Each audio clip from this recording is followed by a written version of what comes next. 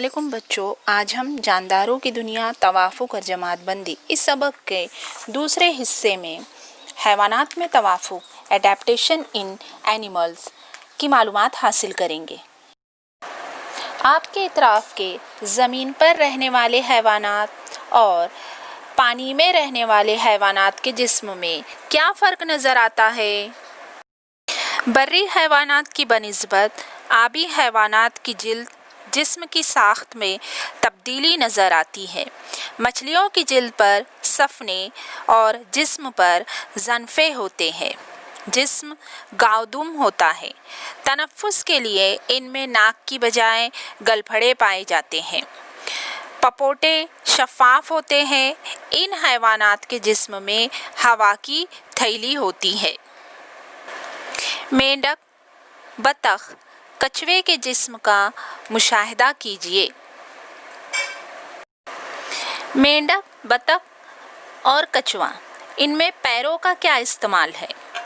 मेंढक जब पानी में होता है तो तनफ़्फ़ुस का फ़ेल किस तरह अंजाम देता है? मेंढक के पिछले लंबे पैरों का क्या इस्तेमाल है? बतख पानी में रहने के बावजूद गीली क्यों नहीं होती? मेंढक और बतख के पैरों की उंगलियों के दरमियान झिल्ली पाई जाने की वजह से इनका इस्तेमाल चप्पू की तरह होता है। बतख मुर्गाबी जैसे परिंदों के पर और पंख पर रोगनी मादा होता है, इसलिए पानी इन पर से फिसल जाता है।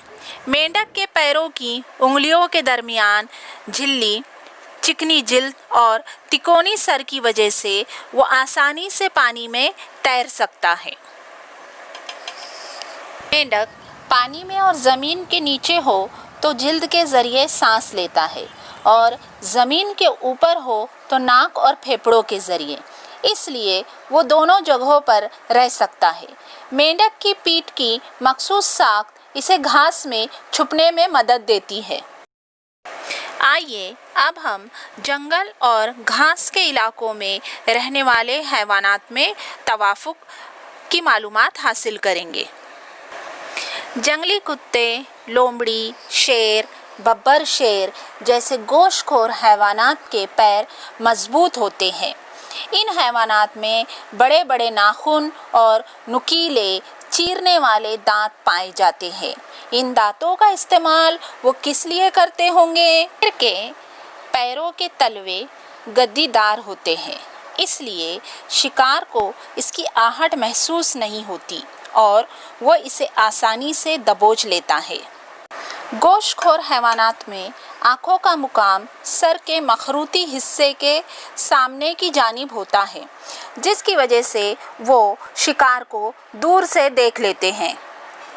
जबकि सब्ज़ीखोर हैवानात में आँखें पेशानी के नीचे और बाजू की जानिब होती है, इसलिए वो बहुत वसी इलाके को देख सकते हैं और इन्हें दुश्मन से बचाव का मौका मिलता है।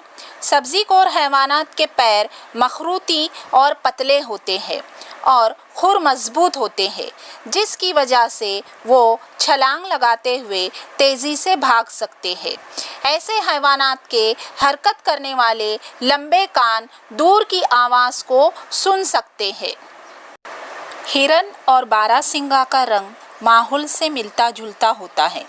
नबातात के तनों को चबाकर खाने के लिए इनमें मजबूत दांत पाए जाते हैं। रेगिस्तान के हैवानात में तवाफ़ुक एडेप्टेशन इन डेज़र्ट एनिमल्स। रेगिस्तानी इलाकों में पानी की शदीद किल्लत होती है। जिस्म में पानी को बहाल रखने के लिए वहाँ के हैवानात की जिल्द मोटी होती है। पैर लंबे, तलवे गद्दीदार और फैले हुए होते हैं। नाक पर जिल्द की झालर होती है। पपोटे लंबे और मोटे होते हैं। रेगिस्तान में पाए जाने वाले चूहे, सांप, मकड़ी, गिरगिट जैसे हैवानात गहरे बिल बनाकर रहते हैं। बर्फानी इलाकों के हैवानात में तवाफ़ुक adaptation in snowy region animal. बर्फानी इलाके में यॉक, कुतबी रिच, सफ़ेद लोमड़ी, पहाड़ी बकरी, चंदेरी लोमड़ी, साइबेरियाई हस्की कुत्ता, बर्फानी चीते जैसे जानवर पाए जाते हैं। बर्फानी इलाकों में रहने वाले तमाम हैवानात की जिल्द पर लंबे और घने बाल, सफ़ेद या रुपहरी रंग इनकी खुसूसियात हैं। इन खुसूसियात का इन हैवानात को क्या फ़ायदा होता होगा? ये तमाम हैवानात इंतहाई सर्द इलाकों में रहते हैं। इनके जिस्म के लंबे और घने बालों से बर्फ़ानी इलाकों में इनकी हिफाजत होती है, यानी उनका जिस्म गर्म रहता है। फ़िज़ाई हैवानात में तवाफ़ुक़, एडेप्टेशन इन एरियल एनिमल्स। परिंदों के जिस्म भी दोनों सिरों पर गाउदुम होने की वजह से उड़ते वक्त हवा रुकावट नहीं बनती। जिस्म पर परों का गिलाफ, सामने के पैरों का पंखों में तब्दील होना और खोखली हड्डियों की वजह से इनका जिस्म का हल्का होना, ये तवाफ़ुक़ उड़ने के लिए साज़गार है। कीड़ों के जिस्म भी गाउदुम और हल्के होते हैं। पंखों की 2 जोड़ियाँ और तीलियों की मानिंद 6 पैर जिस्म की इस किस्म की साख्त की वजह से कीड़े हवा में उड़ सकते हैं।